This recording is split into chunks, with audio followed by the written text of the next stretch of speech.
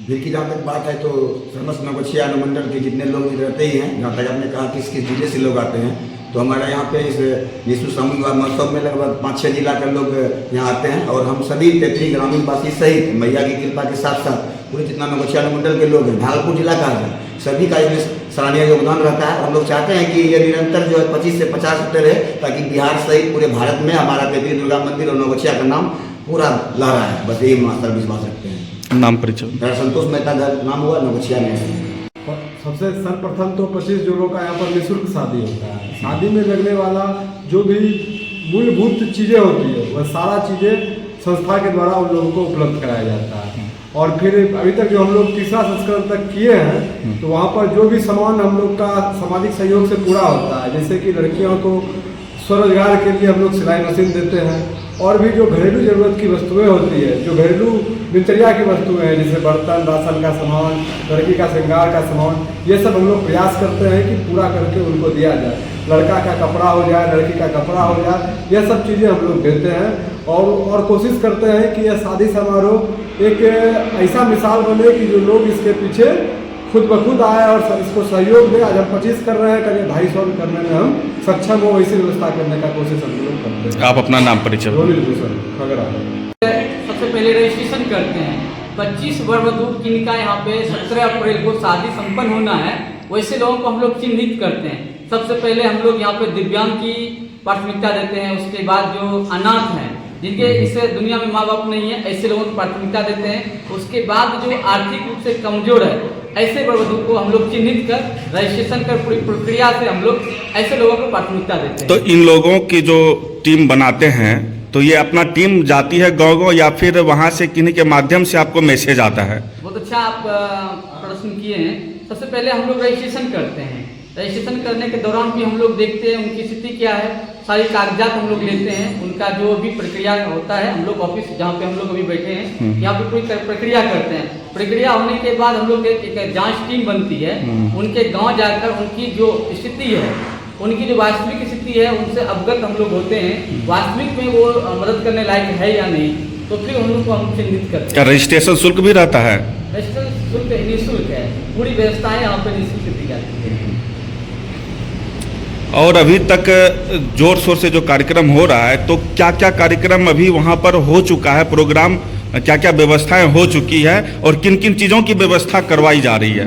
सबसे पहले हमारी रजिस्ट्रेशन की प्रक्रिया पूर्ण हो चुकी है, और जिसमें ये जो मूलभूत आवश्यकता होती है, बारात को ठहरने के लिए भोजन पानी की व्यवस्था, और वरवधू को कपड़ा की व्यवस्था चाहिए, तो हम तमाम चीज़ों की लगभग पूरी व्यवस्था हम लोग पूरे जोर शोर से कर चुके हैं। तैयारी मेरी पूरी है। एक जोड़े की शादी में बारात और शरात मिलाकर कितने लोगों की एंट्री होती है यहाँ पर? यहाँ पे एक वर और वधू पक्ष को हम लोग 25-25 कूपन देते हैं। उनकी एक जोड़े को लगभग 50 लोगों की व्यवस्था हम लोग देते हैं यहाँ पर। उस विवाह जो किया जाता है, ये हिंदू रीति रिवाज से है या फिर समकक्ष में होता है या फिर अंतरजातीय भी होता है? यहाँ पर पूरी प्रक्रिया शादी की जो होती है, सनातन हिंदू रीति रिवाज के साथ संपन्न कराई जाती है। और यहाँ पर जो आपने कहा कि यहाँ पे कोई जाति भेदभाव नहीं किया जाता है, सभी जाति के लोगों का यहाँ पे एक जैसा सम्मान होता है। कुछ उपहार समेट भी करते हैं क्या उन लोगों को जो विवाह हो जाता है? तो उन लोगों के, जैसे भी कुछ लोगों ने बताया कि जो मूलभूत सुविधाएं होती है दिया जाता है, तो क्या सब आप लोग मतलब देते आए हैं? बताए कि यहाँ पर जो व्यवस्थाएं होती है, सबसे पहले हम लोग का एक उद्देश्य रहता है कि सबसे पहले जो आर्थिक रूप से कमजोर बहन है, उनकी यहाँ पे प्राथमिकता देते हैं।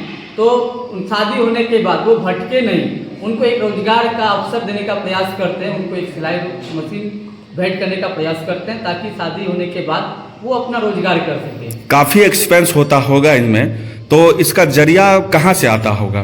मैं सबसे पहले पूरे नवगछिया अनुमंडल वासी का आभार व्यक्त करना चाहूँगा। उसके बाद विशेष खास करके जो ये कार्यक्रम तेतरी गांव में होता है, तेतरी के हर एक व्यक्ति का मैं आभार व्यक्त करना चाहता हूँ, जो कि बड़े गर्व की बात है। मैं ये कार्यक्रम पूरे देश भर में सोशल साइट पे देखता हूँ, जो कि पूरे देश भर में गिने चुने लोग ऐसा जो भव्य कार्यक्रम तेतरी मंदिर में होता है, पूरे देश भर में हमें लगता है 2-3 जगह पे होता है, उसके बाद अपना तेतरी गांव में होता है। इसके लिए मैं तेतरी पूरे गांव के लोगों को मैं आभार व्यक्त करना चाहूँगा, जो तेतरी गांव वासी ने जो हिम्मत जुटाया है, इसके लिए मैं आभार व्यक्त करता हूँ पूरे टीम की ओर से। तो गांव वाले के सहयोग, आर्थिक सहयोग से सभी लोगों का भरपूर रहता है, वो एक दिन नहीं पूरे 3-3 महीना तक रहता है, वो लोग पूरे लगे रहते हैं। यहाँ पे आप देख रहे हैं, आपके सामने कई तेतरी के गणमान्य लोग बैठे हुए हैं जो कि लगे हुए हैं दिन रात एक करके। आप अपना नाम परिचय। अनुज चौरसिया विद्यार्थी परिषद कार्यकर्ता हैं और इस कार्यक्रम में लगे हुए हैं। ये हम लोग तृतीय संस्करण तक हो चुका है, ये चतुर्थ संस्करण है। और वैवाहिक स्थल का जो कार्यक्रम होता है, वो जो स्थल है तेतरी दुर्गा मंदिर, जो शक्तिपीठ के रूप में प्रचलित है, माता भवानी के दरबार में ये निःशुल्क सामूहिक वैवाहिक कार्यक्रम का कार्यक्रम जो है वो किया जाता है।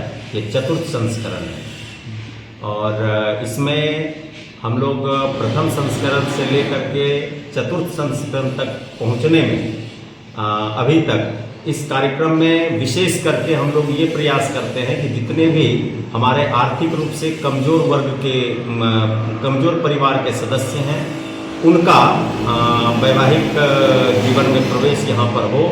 और बिल्कुल कहा जाए तो एक तरह से असहाय, विकलांग, इस तरह के व्यक्तियों का हम लोग चयन करते हैं और यहाँ पर सभी युवागण आपस में मिलजुल करके आपसी एकता, सामंजस्य का परिचय देते हुए हम लोग इस निःशुल्क सामूहिक वैवाहिक कार्यक्रम का सफल आयोजन करने में सक्षम हो पाते हैं। अभी जो होगी वह कितने तारीख को निर्धारित किया गया है? ये 17 अप्रैल को रखा गया है। 17 अप्रैल 2026 को ये चतुर्थ संस्करण तेतरी दुर्गा मंदिर के प्रांगण में होगा और इसकी जो विधिवत प्रक्रियाएं हैं वो सारी की सारी प्रक्रियाएं लगभग पूरी हो चुकी हैं। 25 वर वधुओं का रजिस्ट्रेशन यहाँ पर हो चुका है और हम लोग अब आगे क्या जो विधि व्यवस्था है उस विधि व्यवस्था को संचालित करने में हम लोग लग चुके हैं। सारी प्रक्रिया पूरी। आप अपना नाम परिचय बता दें। जी, मेरा नाम बम कुमार झा हुआ, घर मेरा तेतरी हुआ, थाना नवगछिया, जिला भागलपुर।